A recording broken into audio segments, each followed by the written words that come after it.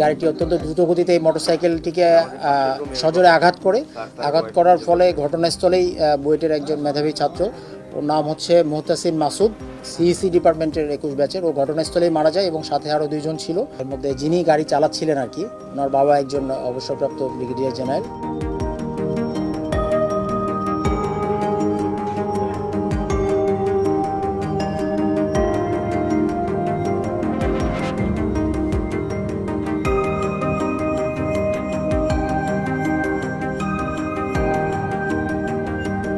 আপনারা জানেন যে গতকাল রাত 3 ঘটিকার সময় 300 ফিট সংলগ্ন রাস্তায় আমাদের নীলা মার্কেটে একটি পুলিশের চেকপোস্ট আছে। এই চেকপোস্টে আমরা আমাদের যে রুটিন কার্যক্রম, রাত্রেবেলা আমরা ঢাকার দিক থেকে আগত বিভিন্ন গাড়ি, মোটরসাইকেল এগুলো চেক করি। এই প্রেক্ষিতে আমরা একটি মোটরসাইকেলে